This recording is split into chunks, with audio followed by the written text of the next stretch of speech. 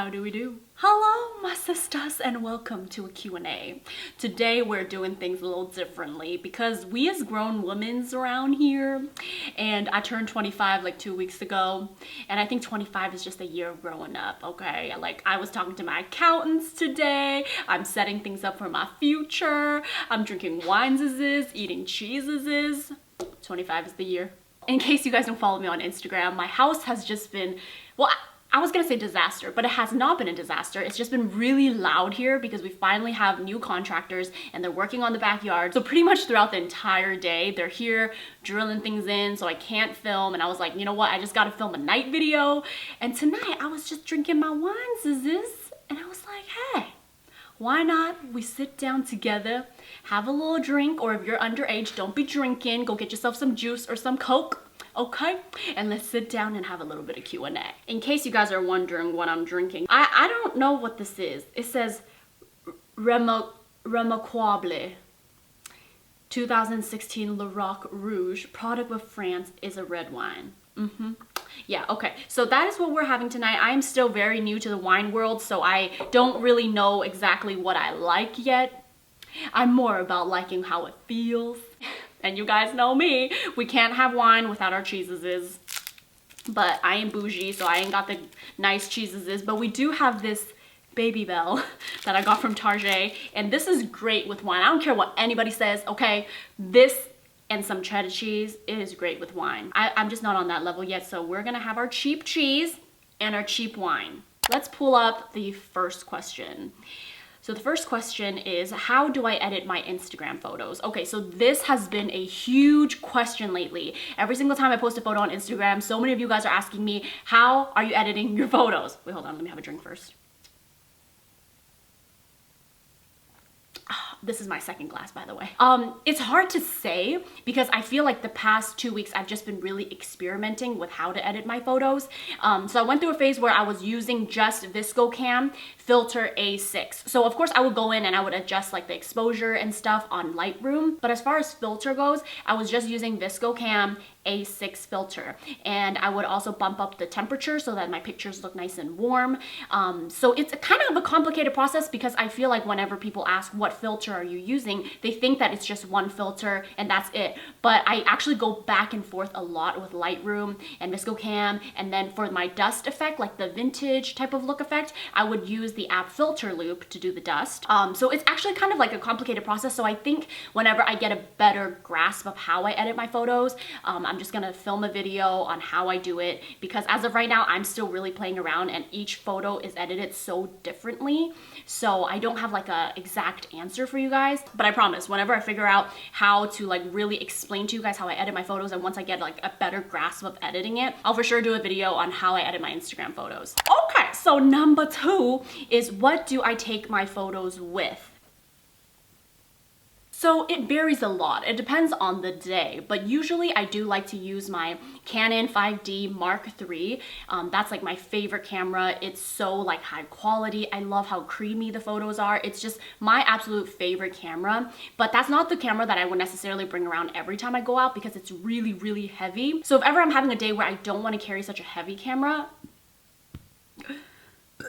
excuse me. So if ever I have a day where I don't want to carry such a heavy camera around, I would use my Canon T7i. I've talked about it on my Instagram before. That's like my go-to lightweight vlogging type of camera. It is still a DSLR. It's a great starter camera. So if you're looking for something to get started with and is a step up from a point and shoot, I think you would really like the T7i, and it's not too crazy expensive either. And I usually pop on like my 28mm lens, or I pop on my 50mm lens. The third question, I guess is not really a question, but you guys are asking for a home update. Aside from the yard, I don't really have an update for you guys. We do have a new contractor, which I'm really happy about. He's so far so good. Like, I really like him. You know, I didn't really tell you guys much about what happened with the old contractor. So he was good, like it was fine in the beginning. He was great, really efficient. He got shit done.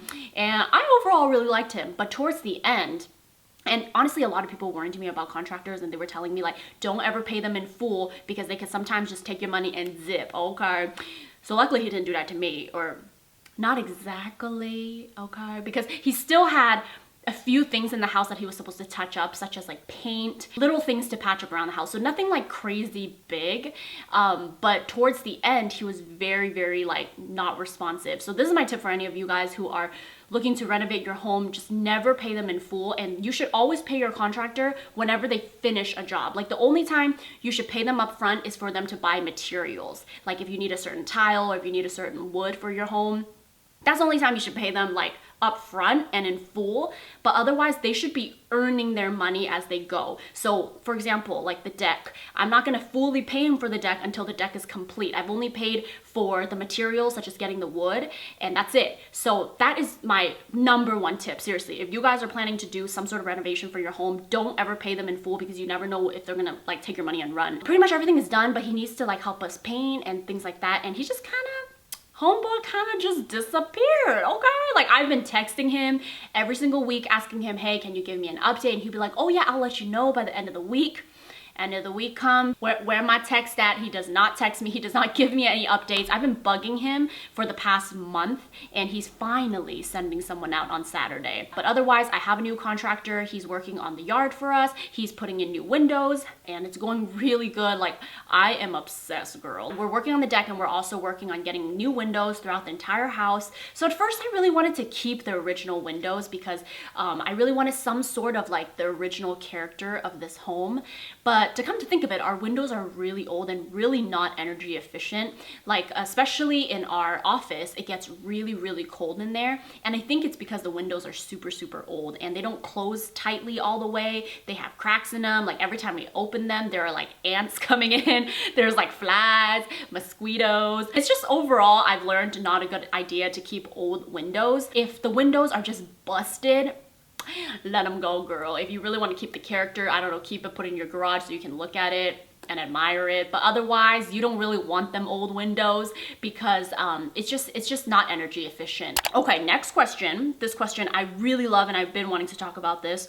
And that is, how do you accept your own abilities, strengths, and weaknesses? So growing up, I've always been very insecure about my abilities because, to be honest, and I always say this to like my friends and stuff, I really don't feel like I'm someone that has a lot to offer as far as talent wise. When I say this, I don't mean to ask for like sympathy or anything. Like I don't want you guys telling me, no, like you're so talented, because truly I know like my abilities. And obviously talent is not defined by one thing. You know, growing up, I've always thought that talent meant, oh, you can sing or you can dance. I don't know, you can play an instrument. Like that to me growing up was like talent. And I remember growing up as a kid begging my mom to take me to get like piano lessons because I thought that would make me feel more important, or like I would have more value to myself if I can tell other people that I'm talented at something. So obviously talent is defined depending on the person. You know, some people can find just public speaking to be a great talent, and honestly it is. But anyways, growing up until now, I've always felt that my abilities were very weak and that I felt like I never really had much to offer. Around last year is when I really started to kind of have a more clear mind about my abilities. So I realized that on YouTube, honestly, like if I'm going against a lot of other great YouTubers, I'm not a great editor. I don't have crazy like creativity or anything. I think what you guys like about me and what I enjoy doing is just being a sister, you know, and I just like being here on camera, talking about my experiences, hopefully making someone's day. And I think to a lot of people, maybe that may not necessarily be a talent, but in a way that is my ability, you know, and I've been learning and trying to give myself a little more credit with that. So I think if you're someone struggling with feeling like, you know, my abilities and my strengths aren't very strong, it's okay. Like maybe you're feeling that way because you're going up against maybe your classmates and your coworkers who are very good at studying or like writing like papers and things like that, and maybe you're not so good at that, but it doesn't mean that you suck at everything else. I think as you grow up, you have to really start digging deep and thinking about, well, if I'm not good at traditional things that people think I should be good at, what are some other things that maybe people overlook that I am good at? Everyone has a strength and everyone has a weakness. And I think naturally a lot of us just think, I'm not good at anything, but really you are. You just gotta dig deeper. And sometimes maybe you won't have the answer right now. Like maybe it will take you a few years before you realize that, oh, I'm actually good at this one thing. If you are struggling with wondering, what are my abilities? What are my strengths? Like, how do I get good at something? You can't give yourself so much pressure. The more pressure you give yourself, I think the more you kind of fail at something. So my best advice to this topic is that sometimes you just really don't know what your strengths are until you get a little older. Just because you don't know exactly what it is now doesn't mean that it doesn't exist. So you just gotta be patient and keep doing what you like to do, and I think that side of you will come out when the time is right.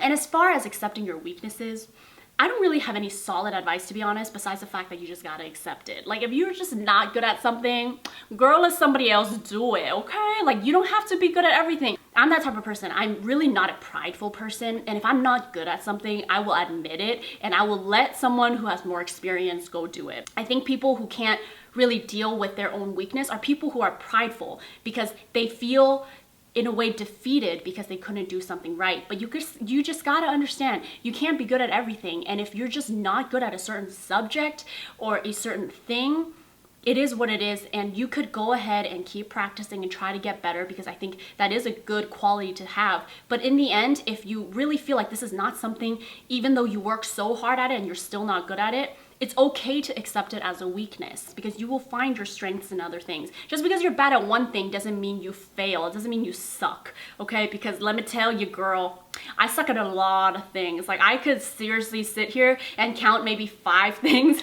that I'm good at in life, and I can give you a million things that I'm not good at. But at the end of the day, I'm still a happy ass person, and I think that is the goal. Like, you want people to be around you and just know, like, you are comfortable with who you are. You're not constantly trying to compete. You're not constantly trying to just get better and one up yourself. I always aspire to be the type of friend or the type of family member where people are around me and feel comfortable with me. Like, I'm never trying to compete, or, you know, I'm just secure in myself, and that's what I strive to be. I know that I'm not good at a lot of things, and I just let it go, you know, and I focus on the things that I am good at, because that's what makes me feel fulfilled, and that's what makes me feel happy. So to answer this question, if you feel like you have weaknesses, my first advice is definitely go work on it, see what you can do to improve on it. But if at the end of the day it's just not working out, you cannot beat yourself up about it. Like, you really, really cannot. You cannot be good at everything. So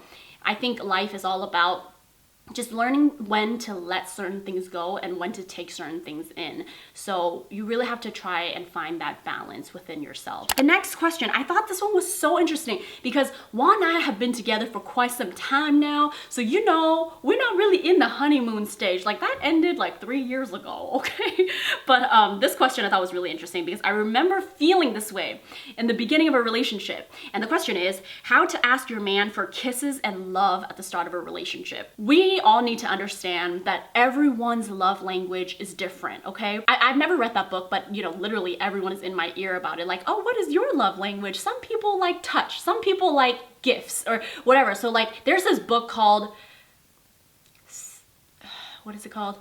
5 Love Languages? I don't know, but it's basically this book that breaks down all the different types of people in this world and what type of lover they are, or like what type of love language speaks to them. For Juan, I think that I'm definitely the touch person. I feel love through touch. Like, I love hugs, I love kisses, you know, I love an occasional booty grab, you know, like that tells me that you're into me and that you think I'm sexy and that you love me, okay?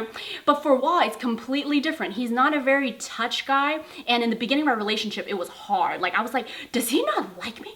Like, does he not think that I'm sexy? Like, can he not see that I am just a full course meal right now?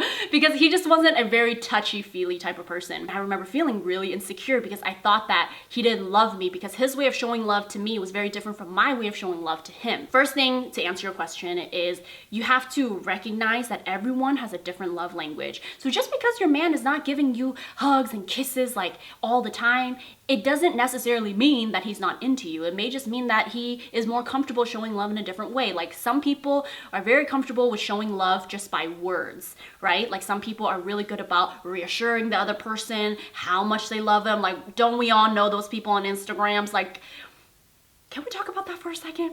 Can we talk about those people that be on Instagram? And like, I know it's you guys' like 3-month anniversary, but we don't need to know all that mushy gushy stuff. And I know I am guilty of it. Like, if you go back to, you know, way back when I first started my Instagrams, there was a time where, you know, every time I posted about Wall, I'll be like, the man of my dreams.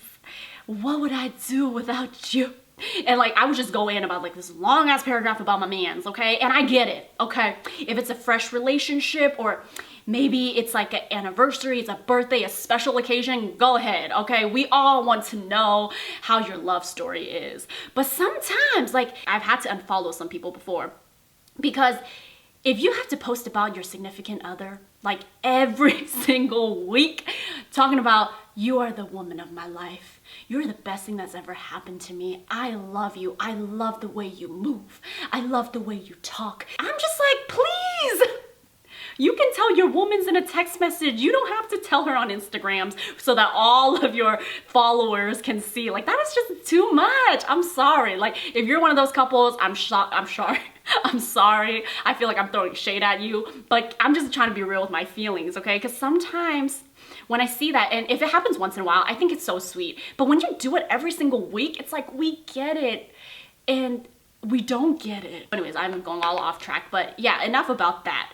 But as far as just, you know, expressing love, it's very different for every single person. But if you really want to know, like, what's the best way to ask for hugs and kisses, I feel like the best way to do it is just initiating it yourself. Like, why wait for the other person, you know? And I mean, everyone's personality is different, but I guess my personality, I'm a little more, like, I'm very comfortable with Wah. So even in the beginning of our relationship, and he's not really like touchy-feely, I had no problem with just like going up to him and me being the one to show affection. And if it ever comes to a point where, you know, you're just giving all this love and like all this affection and you're just really not receiving it back and you feel uncomfortable, I always say this in a relationship, you should feel comfortable in talking about everything with your boyfriend. Like, you should not feel, or girlfriend, like, you should not feel afraid or embarrassed to bring up something that you truly feel inside, because you are with this person. And if you're with this person for the long run, you got to be honest, you know, you can't hold back, because over time, trust me, girl,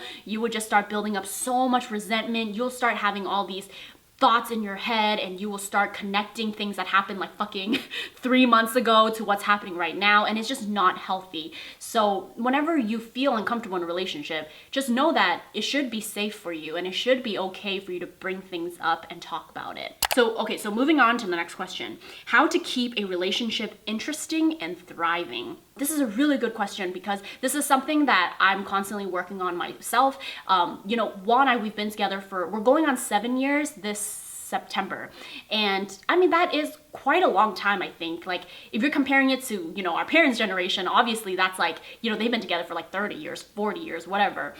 So sometimes I think 7 years is actually a really short amount of time, considering if this is the person you want to spend the rest of your life with. Like, 7 years compared to the rest of your life is very short. We're at a point where we really understand each other. We really know how to communicate with each other. So we've already gone through that shitty stage. I'm just gonna call it the shitty stage, okay?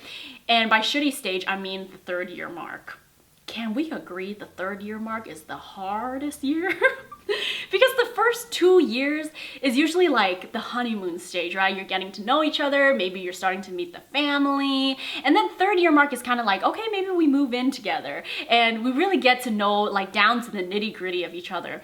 So I think like the 3rd year mark is typically the hardest, and I hear like from friends too that the 3rd year mark is always a little wobbly, and once you get past that, it's like you're good for another 3 years, and then the 6th year mark comes around, and then it's like you just gotta, you know, deal with some shit again. So, you know, I think in relationships, it always comes in waves. You know, you're good, and then you're maybe kind of bad for a little bit, and then you get good again. And those bad moments are always going to strengthen your relationship, especially if you can get through them. So with Wah and I, it's been quite a long time now, and I feel like we've gone through like a lot of stages, different stages of a relationship. And nowadays, really keeping it interesting is a priority, you know? I mean, we see each other all the time, you guys know that, but we still give each other like space, if that makes sense. Like, this is probably a terrible example, but while playing Fortnite really allows us to have our space. Like, when he first started playing Fortnite, girl, I was like, any of you guys out there, I was like, excuse me? Why is he playing this game, and why is this game taking over all the time that we could be watching Netflix, that we could be hanging out and having quality time? But you know, it is a blessing in disguise. And for my ladies, okay, well, actually it depends on the degree of like how addicted your man's is.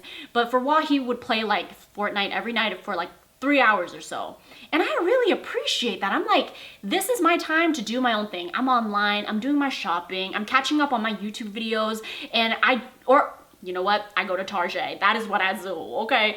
And I think in a relationship, after you've been together for such a long period of time, you gotta find things to break up that routine. I know the Fortnite example was probably like an absolutely terrible example, but what I'm saying is you gotta find things that you wanna do for yourself. And that way you can be away from each other and you can find things that, you know, happen throughout your day that you can come together and talk about, and like something fresh other than like, oh, okay babe, like how was work, or how was the gym, you know, because those things are very routine. So I recommend, if your relationship is feeling pretty stagnant, for you to go and do things for yourself. Like go hang out with your girlfriend, go grab dinner, go hang out with like your mom or your dad, and really just break out of that routine of like, okay, well every night like after work I'm gonna hang out with my boyfriend and like we're gonna get dinner and then we're gonna go to bed. You gotta break up the routine. And then second of all is you can't get comfortable. Like you can get comfortable as far as like, you know, bird poop all over your face, you know, he's in his boxers, and like maybe he got a little belly, and maybe your ass is not as plump anymore.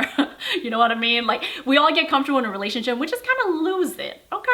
We stop going to the gym, we stop eating healthy, okay? We just gain all this happy weight. Like, although that is okay, like, and I think that that's fine. Like if you gain a little weight or like you kind of lose yourself in a relationship, it's fine. But at the end of the day, you should still keep it exciting. Like you can't 100% let yourself go. You can let yourself go about 50%, okay? And the other 50% is not just for your mans. You do it for yourself, okay? You still have to pull yourself together, and that is what I'm all about. Like that to me is what keeps a relationship exciting, okay? Like, you know, I be coming out with like a new hairstyle, okay? Or like I buy some new outfits, some new sexy outfits, just to switch it up a little bit, because can you imagine? And I know this may sound shady to some people, but unless you've been in a long relationship and you really feel me on this, you just won't get it. But as much as you love your significant other, right? If you're just constantly looking at the same thing, the same outfit, same hairstyle, like nothing just changes for so many years, you're gonna get bored. And it's not fucked up for the person to feel bored of that. Like they can still love you for your soul, but they could physically lose that attraction for you. So I really believe in not ever getting too comfortable in a relationship. You cannot let yourself go. You gotta keep hitting the gym. You gotta keep getting your hair did, get your nails did, you know, get new makeup, and like make yourself feel good, because when you feel good and you look good, you are confident in yourself, and that energy that you bring out, it naturally makes other people attracted to you. You only let yourself go 50%, and the other 50% you gotta make the effort, pull it together, make it exciting. So aside from looks and things like that, because obviously that's not everything, that's just like one bit, you know, that's just a little part of it. Like I could really make a whole video talking about this topic, but I'm not going to today. As far as doing things to spice up the relationship, I highly, highly recommend, and this is what works for us, is going on just weekend getaways.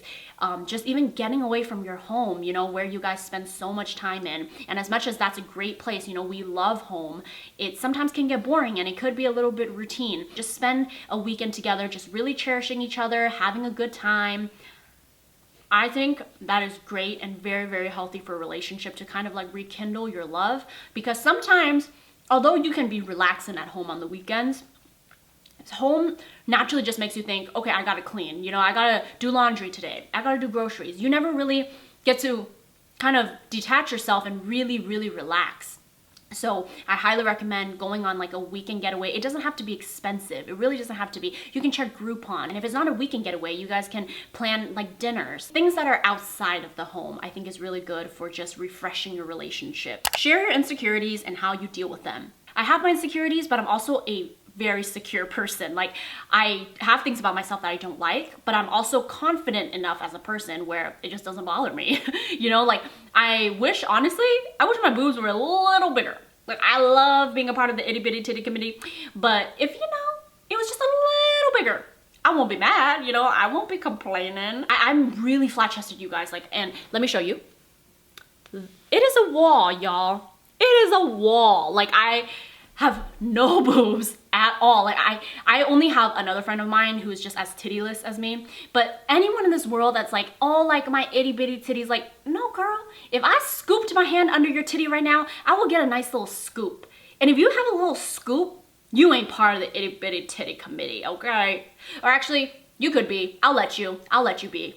Because you know, a tiny scoop is very small compared to like a cup, because some people really, you know, they have like a bowl. Yeah, like my boobs are very small, and I think what's hard is that I came from having big boobs. Like, okay, it wasn't big, but it was like good for my body size. This was back in high school when I was around like 135 pounds. I'm like 115 pounds now, so I lost quite a lot of weight since high school. And because I lost some weight, I lost my titties. Like, I'm like, really? I can't lose it in my thighs. You know, this fat that's right here, I had to lose it in my titties? Excuse me? Like, out of all places you can leave, or like out of all places that I could lose fat from, it had to be my boobies. So it was a little hard for me when I started losing weight. Like, I obviously was happy about like losing weight because I felt lighter, I felt healthier, and I overall felt good as a person. But I noticed that like I was losing my boobs, and I was a little insecure about them. I was never like so insecure where I was like, okay girl, you need to save up and go get yourself some plastic surgery. Like, I was never at that point in my life. Well, also because I'm really, really terrified of surgeries or just anything along those lines. So like, you know, getting my boobs done was just a no-no. Like, it just wouldn't happen because realistically, I know I'd freak out too much. If you're asking me how I deal with it, is I have really learned to accept myself for who I am, and so should you. I know this is corny, but there's no reason for us to beat ourselves up about something that we don't necessarily love about yourself, because nothing is perfect. And trust me, even if you were perfect, you will find something about yourself that you don't like. Like, just that's just how our brain works. And I think that's also a lot of influence from social media. We see all these perfect people on social media living these perfect lives, and naturally we just feel like, oh, you know, we're not good enough. But so what if you're not? So what if you don't look like that person on Instagram? So what if you're not as tall, or like your boobs aren't as big, your skin is not as clear, your eyes aren't as big, and you have like mono lids? Like, who cares? We all gonna go down the same way, trust me. You know, like, we're all gonna end up in a coffin one day. You know, we're all just living life, you know? Why are we trying so hard to be something that we're not? Like, why are we trying so hard to have all these other things, thinking that that will bring us happiness, when happiness truly comes from within? And this takes, honestly, years before you can really understand this. I'm very lucky that at 25 I've had this realization, because I know that a lot of people, especially women, we struggle so much with self-love until we're a lot older, because we're, you know, it's hard. Like, when you're young, naturally you feel so much competition in your work or in school, whatever it may be, you feel so much competition. And I think most women don't really gain that type of self-love until they're older. I hear from a lot of women that you don't start to really love life until you have children, and maybe that is true. But I'm very, very lucky that throughout my experiences in life, I've really come to this point of my life very soon and early. And I hope that by me being in this stage of my life, I can help you guys. And if any of you are watching this video, just please listen to me on this. You will never be perfect. You know, even if you got plastic surgery and stuff, one day you're gonna find another thing and you're not gonna like it about yourself. And you know, the cycle goes on. It all begins from inside. Like, you gotta find things that make you feel whole. Like, for me, things that make me happy is hanging out with Sophie, hanging out with Wa, walking my dogs, and just going to yoga, and like just living life and like doing normal people shit, honestly. And that's what makes me happy. And because I'm so focused on being happy with those things in my life, I'm not focused about like all the exterior things, I guess. Obviously, you know, everyone can be insecure, and it's okay. I'm not saying that you're wrong for being insecure in something, but what I'm saying is, if you have your insecurities, you can't let it take over your life, because that's not everything. It really isn't. It may feel like it's everything because you think that, oh, if this one thing would just change about me, my life would be great. It's not. Like, really, if you just dug a little deeper, your happiness is already within you. It is somewhere there, and it is your choice to bring that side out. It's hard. Some of you are probably listening to this speech right now and you're like, what are you talking about? Like, how do I find happiness within me? And I truly believe that when it's the right time in your life, that will come, and you'll figure out like what your purpose is in life. Trust me, looks aren't everything, and your insecurities are valid, but please don't let it take over your life, because that is not what life is about. Life is not about your insecurities. Life is how you live it. Okay, so last question. Let me just finish this wine.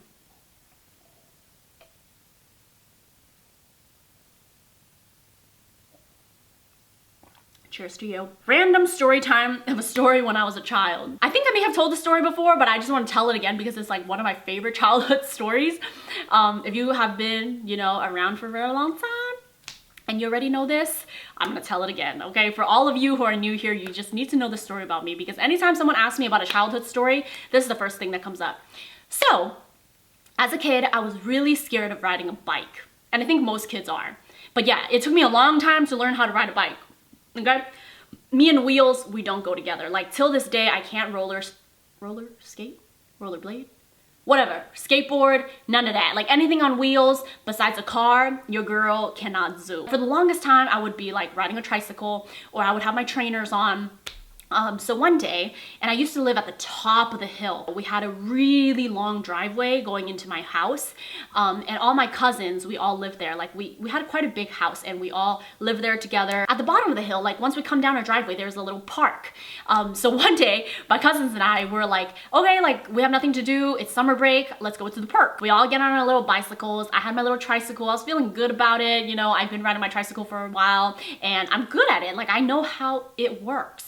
Just like how when you drive your car for a while and you just really know, it's like you and your car become one. So that was me and my tricycle, okay? Like I knew exactly how to whip that thing. So anyways, I give my tricycle to my little cousin because I'm just such a great older cousin. And I rode this like shitty ass bike. It was Fisher Price, okay? And if you know anything about Fisher Price bikes, you know them things are made out of plastic, straight up plastic. It is not safe for children, okay? It is not safe. And I'm like going down this hill, and of course my sister, that bitch, she tried me. She was at the top of the hill, okay? She was behind me, but she had the audacity to be like, oh, you're such a chicken. So, you know, that like prideful side of me, I was like, I'm not a chicken. And I decided to just start pedaling down this hill. Like I'm just trying to show her like, oh, I could go fast, I ain't scared.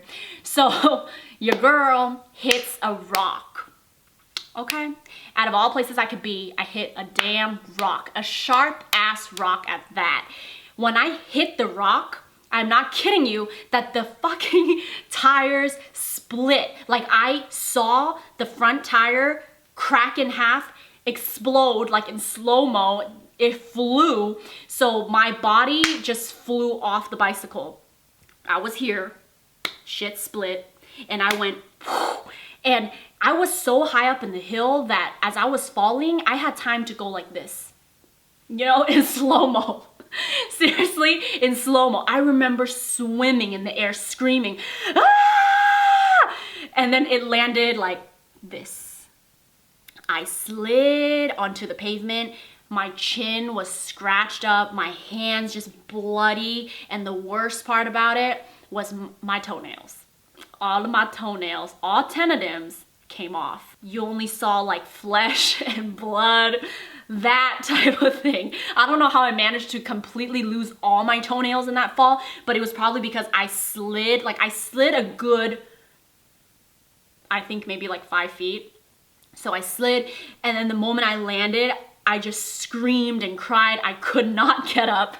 All my cousins and my sister came running down the hill, and I was pretty much helpless. Somehow, we managed to put me on her back, and my grandma carried me back up to the house. So that was the story, okay? I may have left out some things and may have added some things, but that was basically one of my worst nightmares from my childhood. It was so painful. I didn't go to school for like an entire week because I was recovering. I couldn't walk because all my toenails were gone, and that pain, that was some shit, okay? It was so painful, and my knees were busted, my hands, like I couldn't hold a pencil, I couldn't eat. And yeah, I was fucked up for like a good week, all thanks to my sister. I mean, in a way it was my fault too because I was being competitive and I was like, oh, watch me, bitch. But yeah, in a way I did it to myself, but she also instigated it. Well, anyways, this video is extremely long. I hope you guys enjoyed it. I had so much fun filming it. And you know, honestly, I think that it was this long because I'm a little tipsy. And you know, when you're a little tipsy, you just talk a lot. Let me know if you guys would like more of these like talk videos, and if you want to have me tell you more stories about my childhood, because you know, I actually have quite a few good ones. I have one about Bloody Mary. And if you grew up in the 90s, Bloody Mary was the scariest shit. So maybe I'll talk about Bloody Mary stories in the next video. But yeah, thank you guys so much for watching. I hope you guys enjoyed it. And if you did like it, please give this video a thumbs up. And don't forget to subscribe to your girls' channels. And yeah, I'll see you guys in the next video. Bye!